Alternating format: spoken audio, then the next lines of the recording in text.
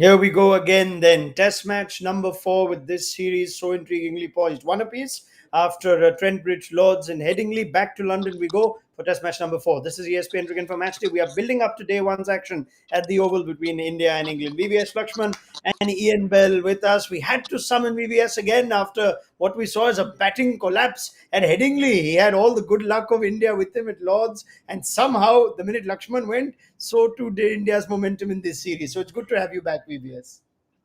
Yeah, thanks a lot. If you want, I can go to Oval. I can probably get more luck to the Indian team. That's it. Let's finish the show. India are probably looking for number 5, number 6. They need solidity. Lakshman has offered his services. Ian Bell's with us. He knows about what it's like to bat in the Oval. In some parts of the world, he's still batting since that 2011 innings of his career. Very welcome. Well, thanks, Ronak.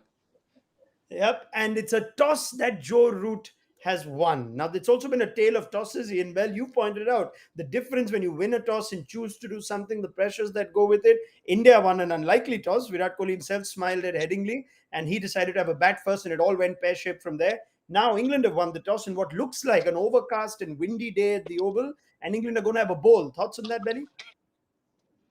Yeah, as you said, I think when we look back at the Headingley one, we did say, and playing a lot of cricket there, it is a nice place to lose the toss. You don't necessarily want the pressure of winning the toss bowling because there is pressure on that, but it's quite nice to have a bowl. I think here at the Oval is a better wicket in general. I think for me, it was always the best surface to play on Test match cricket in England. But again, overhead conditions do mean the ball's going to move around, and India are going to have to play really well in this first 2 hours until lunch.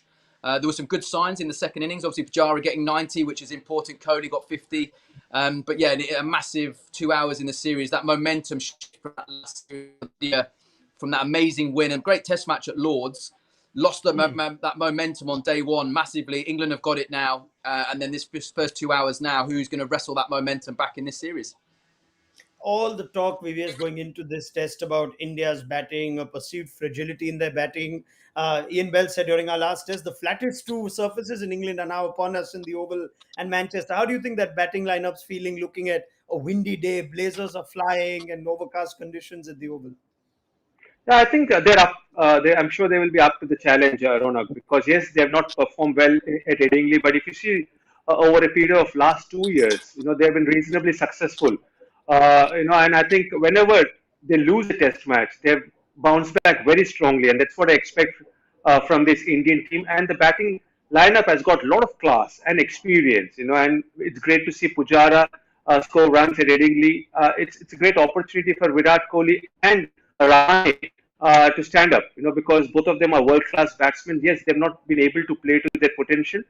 It's going to be challenging, there's no doubt about it, because England, after winning the toss, have elected to field. That means the pitch will be fresh. It's really got that fresh grass, and also overcast condition will assist the English fast bowlers who've been phenomenal in this test series so far. So I think the first one session, the first session will be very, very critical. The first 1 hour will be very critical, and a lot will depend on Rohit Sharma and KL Rahul, how they give the foundation and lay the foundation. Once they do that, I'm sure that the experienced batsmen will stand up and make it count.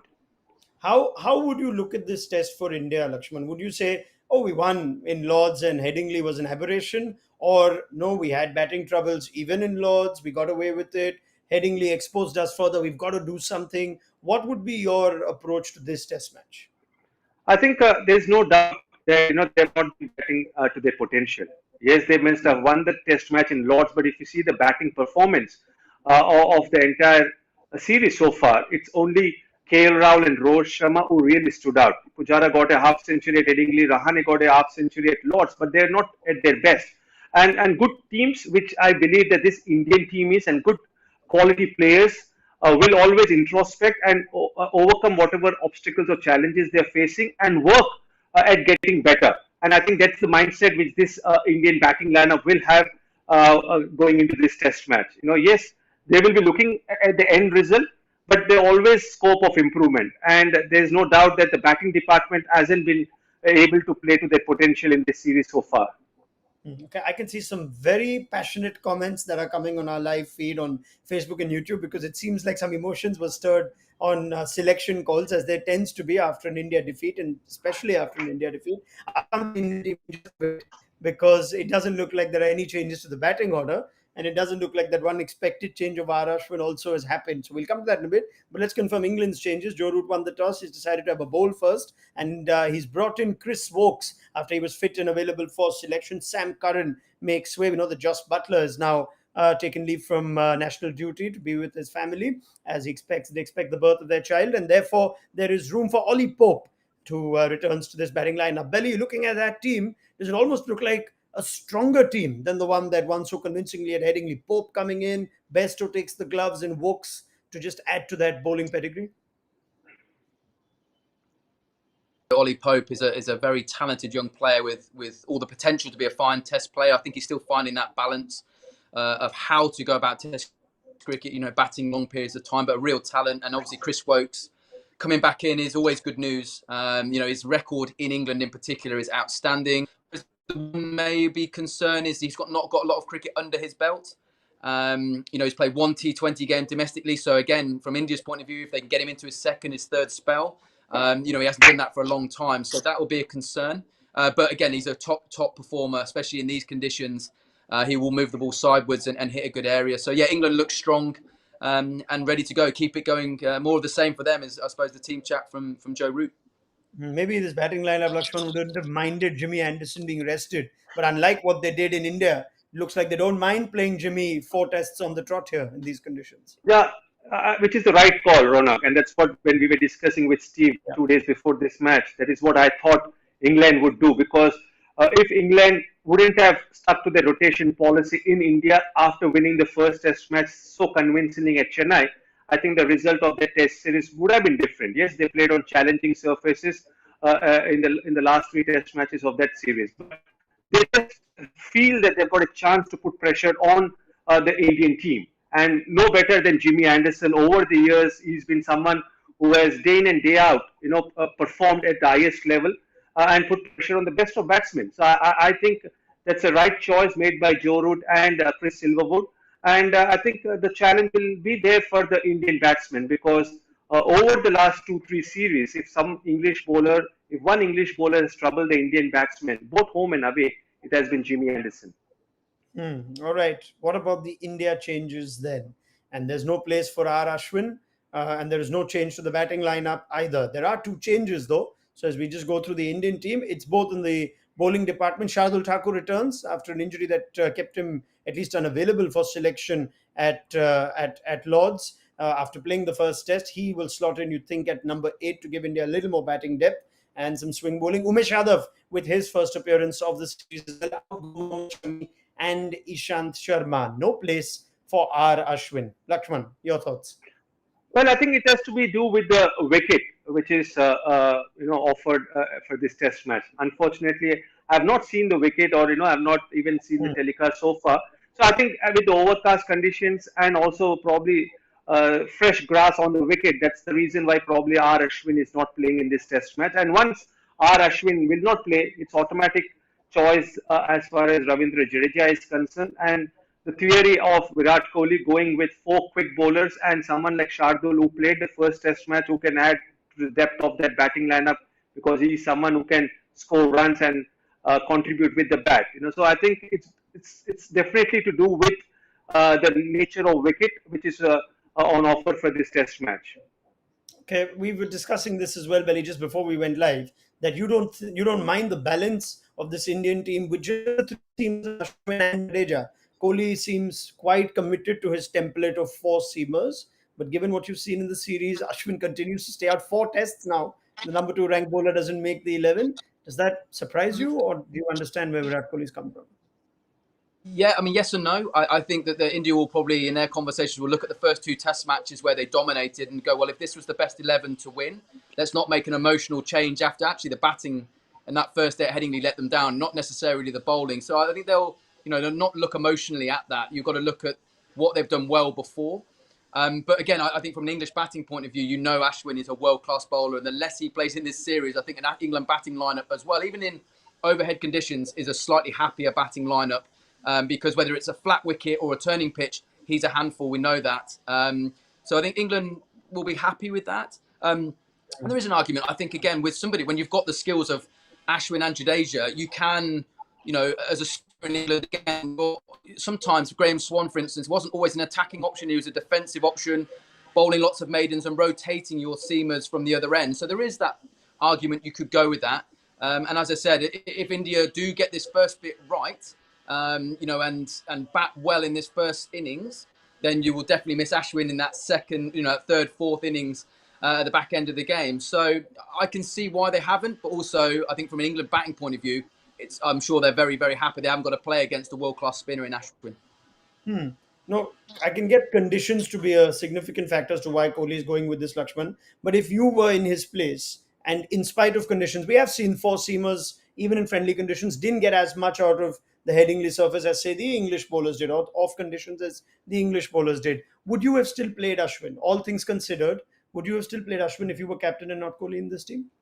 Yeah, I would have definitely made two changes. Anuma Vihari would have been batting at number 6 for me, and R. Ashwin would be playing in place of Shardul Thakur. So I have three quick bowlers in the form of Umesh Yadav, Bumrah, and you got Siraj, and then I'll have R. Ashwin. So four attacking bowlers, and plus Anuma Vihari will be someone who will come and be the part-time off spinner and give those overs which Jadeja has been giving so far in this Test series.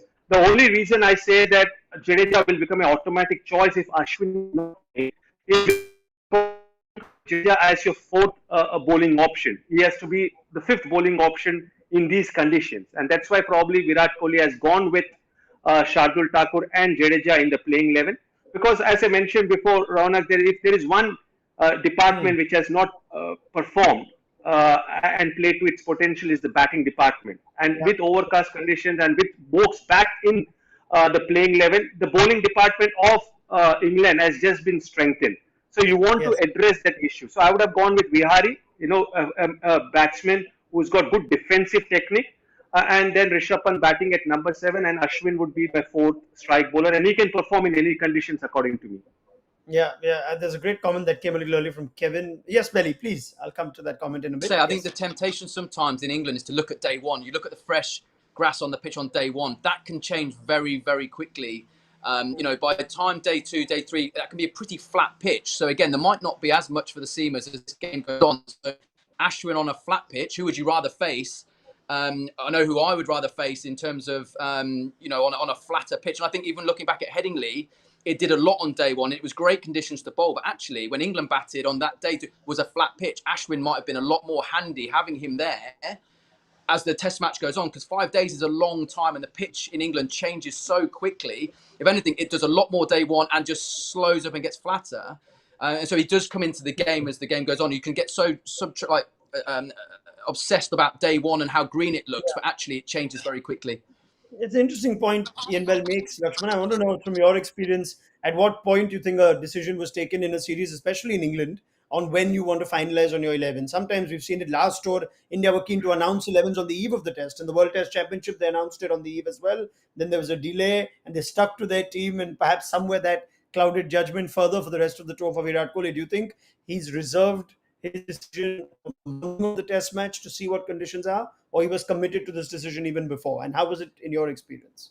No, I think this kind of tactics or template which Virat Kohli has shown in this Test series was because what has happened in the World Test Championship final. Because at Southampton, if you see, it was a rain-affected match, and there was overcast condition, and there Virat Kohli felt that one more fast bowler, like what New Zealand had with 4 quicks, would have put a lot more pressure on the opposition batting lineup, and he would have probably got the desired result.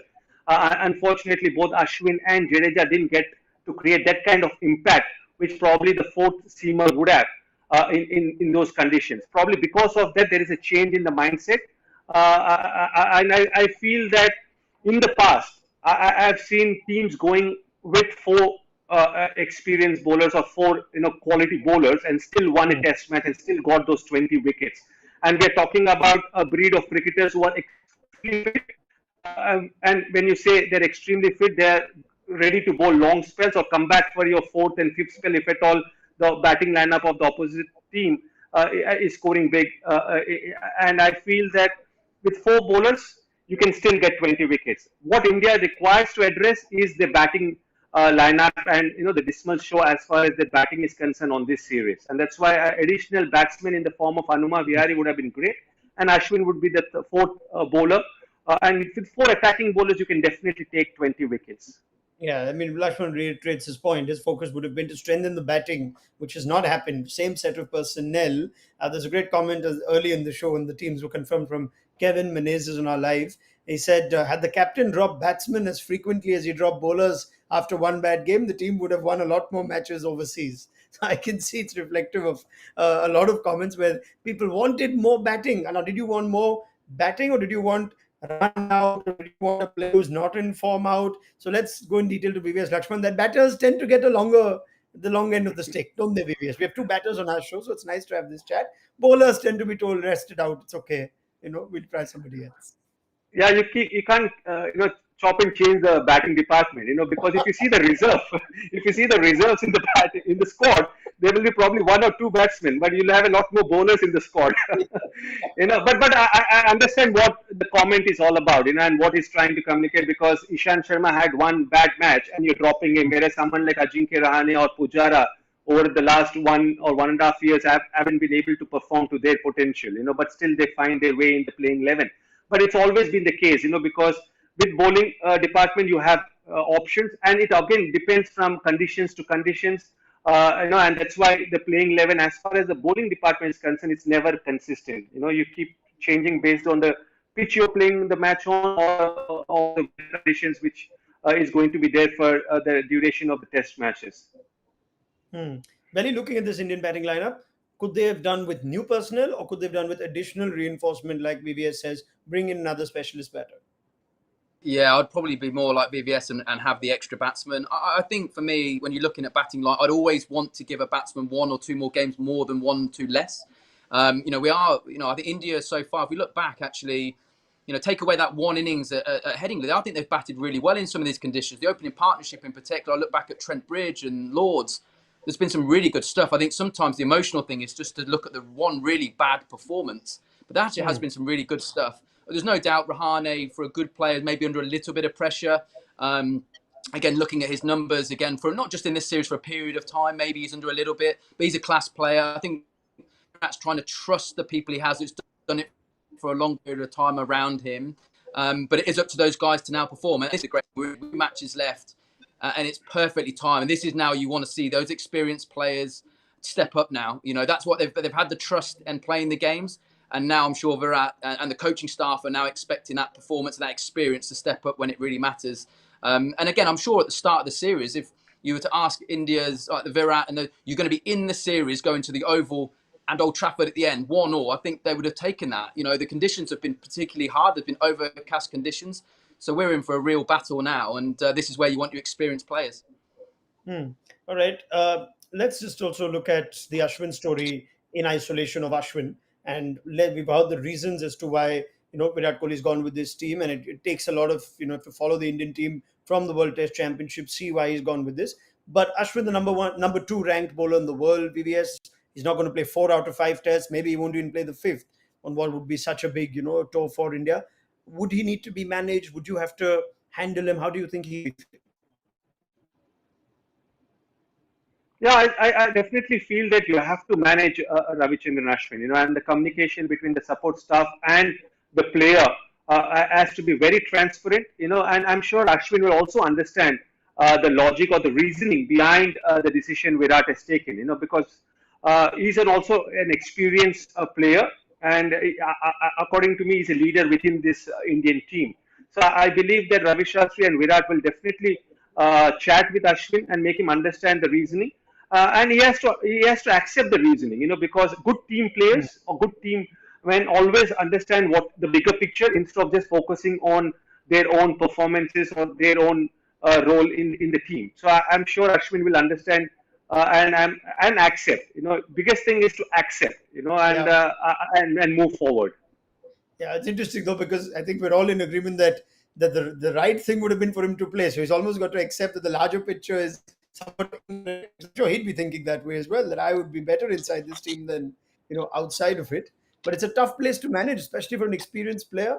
Uh, Benny, anything on that? I mean, Yeah, it no, seems do you know what? It's a like balancing act, isn't it? And I'm yeah, sure VVS again, from a coaching point of view as well. I think you always, as a coach, you're probably going to want players to be disappointed. You don't want them happy not to be playing. So you can accept that there would be a frustration, maybe a bit of anger not playing, but then you've got to then accept that the team is bigger than any individual, and you come back in. But from my point of view, I'd always want to see a player disappointed not to play, not just happy being there and carrying drinks. That because he's a world class, a champion bowler, and there's no doubt he wants to be out there competing. But how you balance that and manage that's really important as a group. But also then from his point of view, how you give back to your teammates, because that's what it's about, isn't it? You're not going to be good all the time. You need to be able to support your mates out on the pitch trying to get the result.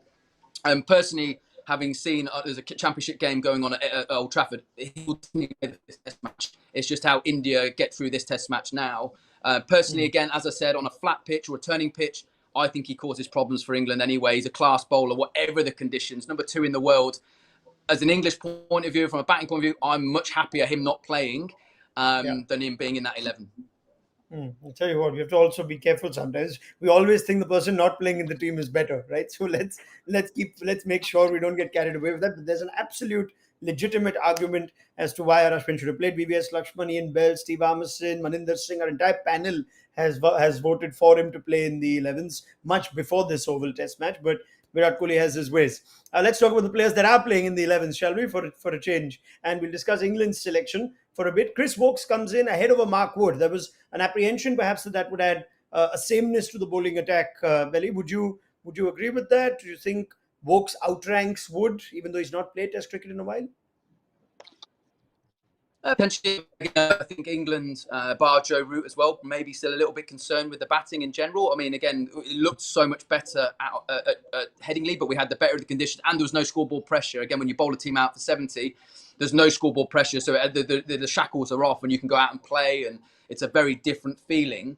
So I think they still like that, that Sam Curran, Chris Wokes, somebody who can bat there at number 8, just to give a little bit extra cushioning. I think the other guys, Robinson, Overton, Anderson, were outstanding. So, yeah, if it gets flat, that maybe it's a little bit one pace. But again, in these conditions at the moment, I think it proved that Headingley it's just the right outfit to go there. And again, Chris Wokes, his numbers in this country in particular, will be, as good as anyone's actually, that's played Test cricket in this country. And I would have thought they'll get Wood ready again for Old Trafford, where it's a harder, drier surface. Reverse swing will come into it. A little bit more attritional cricket at Old Trafford. So I would imagine Wood will definitely play there. Wokes in these conditions will be a handful. All right. On the other hand, India's choice of seamers, assuming Mohammad Shami was fit and this is a selection call or a rotation call, Umesh Yadav comes in. Is there a case for a type of bowler being preferred by Virat Kohli here, VVS? Or, what do you make of the choice of Umesh Yadav ahead of Shami? Well, I think Umesh is coming in probably because Shami is not fit. I mean, there is no chance with the kind of performance and the kind of bowling you've seen from Shami that he would be dropped and Umesh would walk into his place. I can understand that Ishant Sharma was just off color. It's fine. It's fine. You can always look to change the personnel if at all you have someone who's as good as Umesh Yadav, because we can't forget the kind of performances Umesh Yadav has given to the Indian team, especially in subcontinent conditions or when they're playing at home. So and also in that one practice game at Durham, I think he was amongst wickets. And if Umesh Yadav is in good rhythm, he's a match winner. I feel that he's got great penetration, great skills, and he moves the ball away from the right-hander, can bowl a quick bouncer, can bowl long spells. So I think he's a wonderful bowler to be there playing in the 11. And Shardul Thakur is there only because he can also give some contribution with the bat, and that's why he's the preferred choice. And it was interesting to see why Prasidh Krishna was drafted into the squad, and that's why I'm assuming that Shami probably was not 100% fit for this test match. Yep, fair. Would have been an interesting conversation if Prasidh Krishna would have been drafted in on the eve and then made his place in the 11, but we don't have to get there. Thank God we don't. They've stuck with the bowlers that were originally part of the squad. But there's a conversation to have on India's batters now. The opening pair, which have been the standout performers up until Headingley. Then suddenly KL Rahul's had a shocker of a test match. What are you going to be telling him right now? You spoke about, maybe we have your tips as well in the preview to this game, but Rahul seems to be a big part of whether India bat well or not these days. No, I think KL Rahul also will understand that it was too early in his innings when he drove Jimmy Anderson and was caught. So I just believe that KL Rahul will go back to what he displayed or what was his game plan in the first two test matches. And he's still someone who is an amazing stroke player. So just because he's not playing anything outside the off stump and he knows where his off stump is and is ready to leave a lot of deliveries, doesn't mean that he can't put pressure on the English bowlers. And I just feel that he realized that it was too early in his innings and he will not repeat that mistake. And also both of them realized that the middle order is low in confidence while they are experienced, while they are competition, and there's no additional personnel. I feel and KL Rahul will be a lot more because these two batsmen have been sensational in all the matches so far. They look world class in tough conditions against some quality fast bowling which we have seen from the English bowlers so far in this series. Belly, KL Rahul, thoughts on him? Rohit Sharma too. India got a couple of interesting openers. They both look good, and Rohit finds a way to get out after looking good for long periods. Rahul, who's looked $1 million in the first two tests, has a bit of a shocker in the third. Yeah, no, we talked a lot, didn't we, about Headingley as well. I mean, Headingley, I always found it's not an easy place to bat. Like I said, you've got to be very disciplined on the drive. Nearly a half volley is better than a back of a length delivery. You want to draw the drive, especially early in that first day of a test match at Headingley. And it's the kind of pitch you're never quite in on. So, yeah, I mean, he made a mistake in that, but he's been fantastic in this series. That opening partnership's been fantastic. So, again, if they can replicate what happened at Trent Bridge and Lords, it sets up a much better platform for that middle order. And as VS said there, that's going to be a really important key. England will be looking to get at that middle order as quick as they can. So, yeah, if they can bat for an hour, see off that new ball, leave the ball really well, it sets up a platform. Again, it's a very different thing. England have won the toss now and bowled. If it doesn't quite do as much as it did at Headingley, then there's a bit more pressure flipped back to England. So real fascinating. This is what Test cricket is so impelling, isn't it? And you love watching it, is these decisions and how it's going to react over the next 5 days. If you're on Ajinkya Rahane right now, Laxman, are you thinking, pressure's mounting, time is running out, that sort of feeling? Do you think that's are we getting there with Rahane? Well, as a batsman who is in midst of a competition, or in between of a series, you will never ever go with that kind of mindset, because if you're having that mindset, then you're already challenging yourself. You're mentally drained. So I believe that Ajinkya Rahane has been in this situation in the past and he's always bounced back and did well in these kind of situations. So I think go back and just visualize all the good innings he has played for his country, and whenever the chips were down, Ajinkya Rahane always, was a standout performer. So this innings and this test match will also be a great opportunity for Ajinkya Rahane to showcase his character more than his technique, more than his skill. It's his character which is going to be showcased in this test match. And I believe that he's more than capable to absorb the pressure and perform and play to the best of his abilities. All right. The comments that are coming in, no one seems to be happy with this selection. At least no one who's commenting seems to be happy with selections. Hang on, let's see how things go in this test match. You're entitled to your opinion. I'm sure we'll bring it back at some point in this series. Anthems are done. India's players are donning armbands. You resume for Vasu Paranjpe, who left us a few days back. So, a wonderful gesture by them. Ian Bell, are we predicting anything of the sorts of what we saw in the first session at Headingley? Where we'll be discussing India, 50 for 5 or 50 for 6, anything like that happen? Let's from an English point of view, let's hope so. From an Indian point of view, let's not. I mean, like I said, I always thought this is the better pitch. Even though there's live grass on it, I always feel like it will play well. So let's see. It's going to be a good first hour. Yeah, it's so interesting. It's so interesting, Ronald, because till the Headingley first innings, we were talking about English batting, and when I predicted Nottingham second innings that they will last probably 90 overs, both you and Belly were surprised with the prediction. And now it just reversed. And we are talking about India being bundled out for some 60 or 70 or in the first session, 5 wickets down for 50, That's how cricket goes, and I believe that it's a great leveler. And it teaches you a lot. Absolutely. Pick up this conversation with VVS Laxman and Ian Bell at lunch. Then join us for ESPN Cricket for Match Day. The series has been full of surprises. It's been exciting test series to watch. Let's hope the conversation remains as good this fourth test, which is already underway now.